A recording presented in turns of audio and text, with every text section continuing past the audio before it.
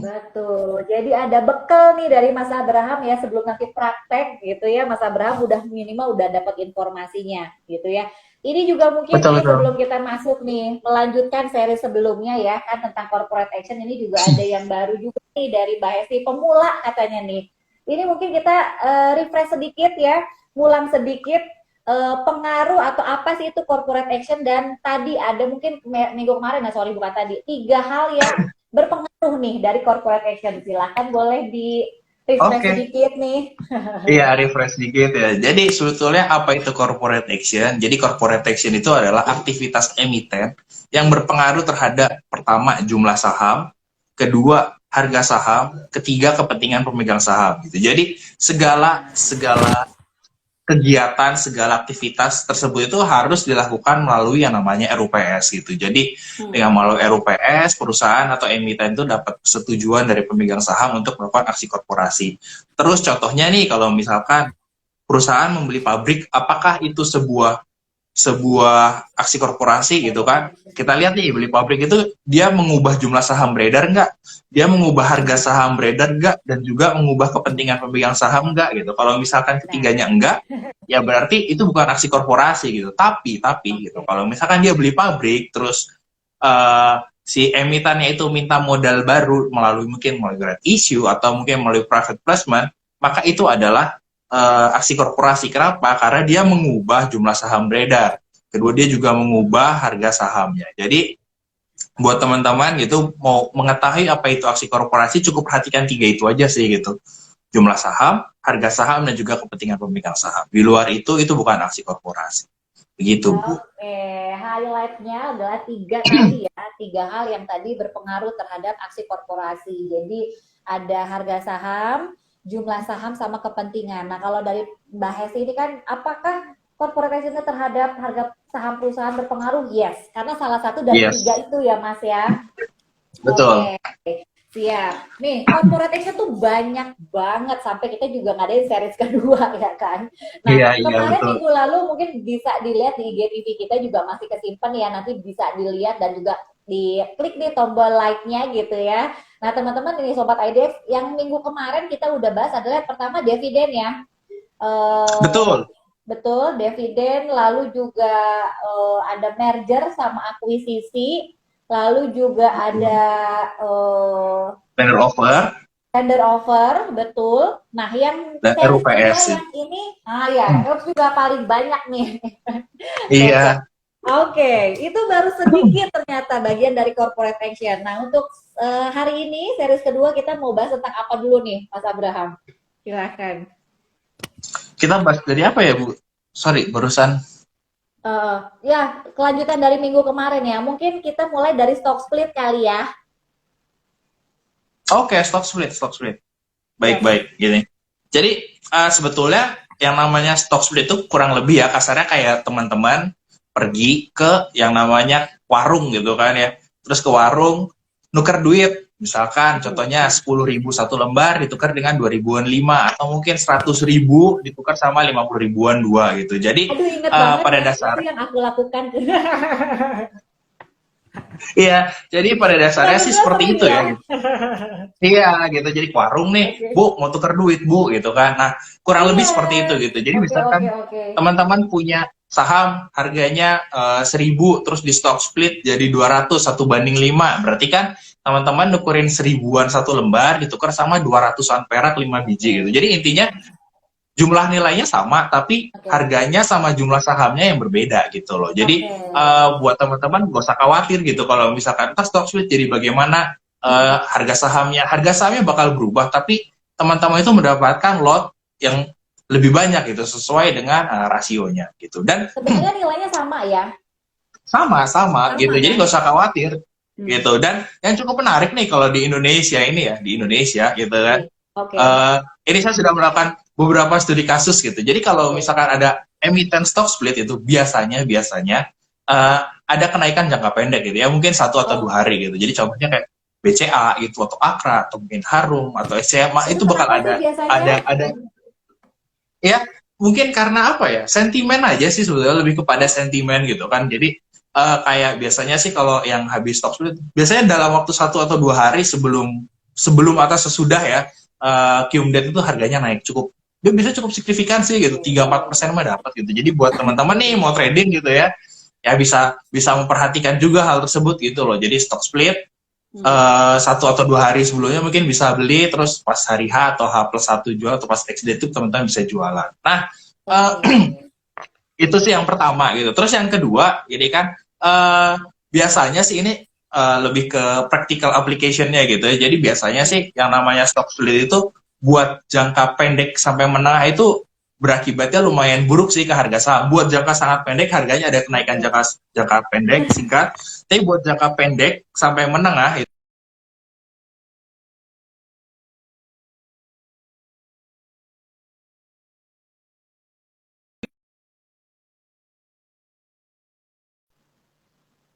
lancar ya Bu. Barusan saya Iya, kayak potong. iya benar. Iya. Boleh, sekarang udah lancar, aman.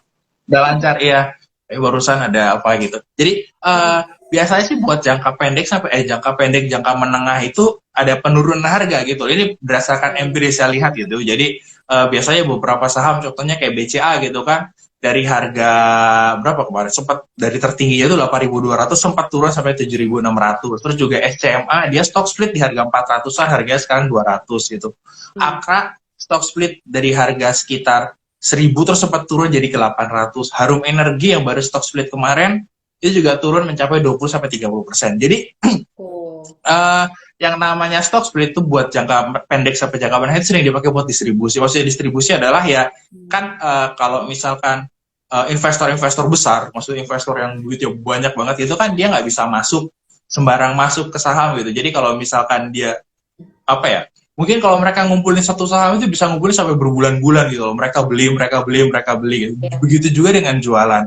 Jualan itu kan nggak kayak kita, jualan buang kiri, tutup, enter sekali, beres gitu kan ya. Tapi kalau misalkan investor yang gede-gede gitu kan, mereka mau jualan 10 hari, 20 hari juga kadang masih ada barangnya masih bisa gitu. Tergantung dari apa ya namanya, tergantung dari minat beli market kayak gimana gitu loh. Jadi kalau misalkan mereka buangnya terlalu sadis gitu ya, buang gitu, mereka nggak dapat best price gitu kan ya.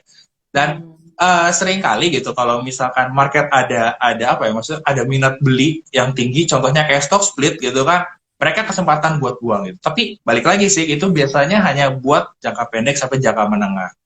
Buat jangka panjang balik lagi sih kinerja perusahaan gitu loh. Jadi buat teman-teman gitu, jadi perlu diperhatikan kalau misalkan teman-teman punya stock split gitu ya, punya saham terus sahamnya stock split, terus harganya udah naik gitu kan, ya teman-teman bisa buat persiap buat exit dulu gitu, buat apa ya namanya, cari best price. Habis itu ntar kalau misalkan udah jangka menengah baru entry lagi gitu. Jadi kurang lebih seperti itu sih best practical dari stock split gitu. Kalau buat jangka pendek, trading singkat 1 atau 2 hari bisa ikutan masuk pas sebelum Qumdet. Tapi kalau buat udah punya barang ya gitu, jangan lupa buat ikutan jualan gitu loh. Jadi setelah jangka menengah, baru kita lihat lagi nih, entry lagi setelah harganya mencukupi. Maksudnya setelah harganya dirasa pas ya kita bisa re-entry lagi. Kurang lebih seperti itu. Jadi kayak sebenarnya tuh tadi ilustrasi yang ke warung nukar uang tuh sebenarnya itu juga hal sehari-hari ya. Cuman ini kan lebih enak ya istilahnya, kalau di market tuh kayaknya stock split gitu ya, atau buyback gitu ya, itu kayaknya kayak lebih keren gitu kan istilahnya. Padahal sebenarnya kita sering temuin lah di sekitar kita sehari-hari gitu ya. Iya. Overall itu berdampak positif ya biasanya ya, kalau untuk memang alasannya untuk likuiditas gitu ya. Betul. Jadi buat untuk jangka panjang ini kan balik lagi ya ke masalah likuiditas ya. Buat jangka pendek menengah, wah mumpung ada likuiditas yang punya saham jualan gitu. Tapi kan balik lagi ya, dengan meningkatnya minat apa ya namanya, kan jumlah sahamnya menjadi lebih banyak, likuiditas meningkat, itu juga menambah minat investor gitu kan buat beli gitu. Jadi bahkan dari saham yang mungkin kurang liquid terus berubah di stock split jadi sangat liquid, itu juga kan bukan hanya investor kecil aja yang pengen masuk gitu kan. Ada beberapa investor besar gitu yang duitnya tidak berseri gitu kan, mungkin menganggap bahwa oh ini udah bisa masuk nih. Kenapa? Soalnya kita bisa dengan lebih mudah buat masuk, buat ngumpulin barang, atau juga nanti waktu pas keluar exitnya juga jauh lebih mudah gitu loh. Jadi buat teman-teman gitu ya, balik lagi sih gitu, kalau buat jangka panjang semua saham itu balik lagi ke kinerjanya, tapi juga kalau jangka pendek itu lebih ke sentimen apa ya, Sentimen-sentimen jangka singkat lah gitu. Jadi teman-teman nggak usah khawatir kalau misalkan teman-teman punya barang itu stock split harganya turun, suatu saat juga pasti bakal naik lagi gitu. Jangan Oke. jangan khawatir lah gitu. Balik lagi ya fundamentalnya ya kita lihat ya. Iya iya iya iya Oke. gitu. Jadi Nah, dalam jangka panjang balik lagi ke kinerja sahamnya bagaimana. ya. Nah, ini nih. Enaknya nih tambahan bonus ya, ilmu dari Mas Abraham tuh suka ada study case gitu. Jadi kita lebih tergambarkan, oh emiten ini pernah gitu ya. Mungkin untuk yang Iya pemula betul. juga baru ya masuk aplikasi apa gitu ya. Ada misalkan kode D atau kira-kira kok harganya waktu dulu mahal, oh ini turun nih, padahal stock split gitu ya. Iya Bukan betul karena alpha betul. loss, itu juga mungkin ada yang baru lah ya menemukan hal-hal yang seperti itu di pasar modal. Nah, kalau bedanya nih akan beda-beda tipis nih Mas Abraham. Stock split sama right issue. Beda jauh sih, bukan beda tipis gitu kan. Iya Ini iya iya. pasti salah. Dividen, Iya ada stock split sama right issue. Dividen kita udah bahas ya, Mam? udah Iya ya. kemarin. Udah, berarti langsung Iya. ke right issue. Ya ya ya. Sebetulnya ada sih Bu Lina, dikit tambahan dikit ya. Ada satu lagi musuh apa ya? Kebalikannya dari stock split itu adalah reverse stock split gitu. Reverse stock. Jadi Oke. Mau bahas reverse dulu? stock split Boleh? ya kan sebetulnya biar seimbang gitu ya. Jadi ya kalau yang namanya reverse stock split itu kebalikannya dari stock split gitu. Kita punya 2000-an 5 ditukar sama 10 ribuan satu gitu kan. Kalau saya zaman dulu sih sering tuh ngumpulin receh-receh gitu ya, bekas uang rokok, uang parkir gitu kan. Terus saya kumpulin ke Indomaret jadi 50 ribuan satu atau 100 ribuan satu gitu. Itu namanya reverse stock split gitu. Jadi kita ngumpulin jumlah saham yang banyak gitu kan ya, 200-an. Misalkan kayak 200-an, 5 biji gitu, 5 keping 200-an kita tukar jadi 1000-an satu. Itu namanya reverse stock split. Kebalikannya dari stock split ini biasanya karena jumlah saham yang beredarnya terlalu banyak gitu. Jadi si perusahaan bingung, aduh udah banyak banget gitu kan. Buat ngumpulin RUPS-nya susah, buat mencapai quorum itu susah gitu. Jadi akhirnya di reverse stock split. Biasanya sih kalau yang namanya reverse stock split itu sahamnya di 50 ya gitu. Jadi sahamnya udah di 50, biasanya di reverse stock split, entah biasa 110. Biasa ada dua kali mungkin selama periode 5 tahun ke belakang ini. Pertama ada bank namanya BEX, bank apa ya? Bank Banten. Terus yang kedua ada BNBR, itu Bakri Brothers kalau nggak salah. Dan akhirnya dari 50 dia reverse stock split harganya ke 500, akhirnya juga balik ke 50 sih gitu kan, karena pada dasarnya sahamnya balik lagi kan balik lagi ke fundamental. Mau aksi korporasi segimanapun kalau misalkan itu tidak bisa merubah aksi fundamental, tidak bisa merubah kinerja perusahaan, juga akhirnya balik lagi ke harga asalnya gitu. Dan biasanya sih kalau yang namanya reverse stock split itu dianggap merugikan investor ya gitu, karena Kenapa tuh? iya karena dari 50 biasanya ke 500 terus balik lagi ke 50, itu kan berarti hampir minus 90% gitu secara kasar. Jadi ini case tadinya di dua. Sama kayak tadi ya, misalkan 50, harganya 50, kita punya misalkan satu lembar gitu ya. Tapi kalau misalkan jadi 500 kan biasanya mungkin ada yang berpengaruh tuh. Harga sama lotnya kan. Iya, lotnya jadi lebih dikit aja gitu loh. Harganya jadi lebih banyak, tapi lotnya jadi lebih sedikit gitu. Jadi seringkali sih praktikalnya adalah buat teman-teman nih kalau misalkan ada punya saham gitu ya, mungkin tidak mencukupi, itu kan bakal jadi outlot gitu loh. Itu bakal nyangkut di apa namanya, nyangkut di portofolio, susah buat dijual kecuali di pasar nego gitu. Jadi sebetulnya buat saya sih yang namanya reverse stock split itu adalah aksi korporasi yang mungkin bisa dibilang merugikan investor kecil seperti kita gitu. Jadi buat teman-teman hati-hati aja gitu. Biasanya sih reverse stock split di saham-saham yang di 50 tuh, saham-saham 50 sudah bertahan di 50 sekian lama. Iya, terus dia butuh buat ngumpulin RUPS susah nggak segala macam, akhirnya di reverse gitu. Jadi kebalikan dari stock split, reverse itu is a no-no sih gitu. Nggak bagus buat sebuah aksi korporasi yang bisa dibilang merugikan buat investor. Dalam jangka, ya saya kurang tahu sih dalam jangka panjang atau jangka pendeknya, tapi biasanya sih ya cukup merugikan investor lah gitu. Oke. Tadi apa ya? Stock split, ya, itu reverse tadi stock ini split. ya, dekat-dekatan dulu stock split sama reverse stock ya. Dua hal yang berbeda, bertolak belakang ya. Cukup ini juga ya penjelasannya lumayan juga nih. Jadi lebih kebayang lah ya kalau stock split seperti apa, reverse stock ini adalah kebalikannya. Pokoknya ingat nuker duit aja lah ya Mas ya. Itu lebih gampang nih. Iya betul. Oke, nah sekarang kita ke right issue nih. Apa itu right issue, Mas Abraham nih? Oke. Jadi right issue itu sebetulnya kayak mungkin kalau dalam in a nutshell itu yang gampang itu mungkin bisa dikatakan sebagai IPO perusahaan yang sudah listing. Jadi dia jualan saham baru lagi gitu loh. Jadi Iya, iya, betul. IPO tapi bukan. Jadi si emiten tersebut dia membutuhkan sejumlah dana gitu kan. Jadi kasarnya tuh ada dua nih cara pendanaan suatu perusahaan. Yang pertama adalah dengan modal sendiri atau dengan ngutang. Dan Oke. misalkan misalkan kayak ngutang gitu kan, ngutang itu kita ke bank gitu. Ke bank itu ya kita nggak perlu pakai persetujuan lebih lanjut dari pemegang saham atau mungkin menerbitkan medium term notes atau mungkin obligasi bonds segala macam itu sorry kresek-kresek ya. Enggak. Di aku oke sih.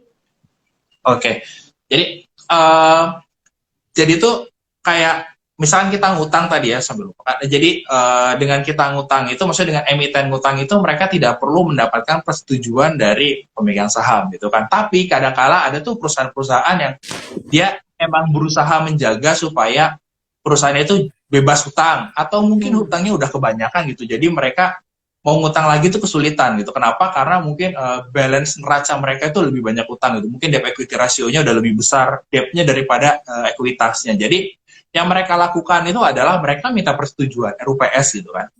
Panggilin biasanya RUPS luar biasa. Jadi panggilin pemegang-pemegang sahamnya, mereka minta, guys, pemegang saham, gue pingin minta modal lagi dari kalian gitu loh. Jadi si pemegang sahamnya itu diminta modal, Ah. tambahan modal gitu. Jadi setiap yang namanya red issue itu, jadi teman-teman itu mendapatkan nanti ada namanya, contohnya yang paling terbaru itu apa ya, red issue ya. Contohnya ada Waskita tuh yang paling paling terkenal kemarin kan Bank BRI, Waskita. Jadi Waskita Karya WSKT Strip R gitu kan.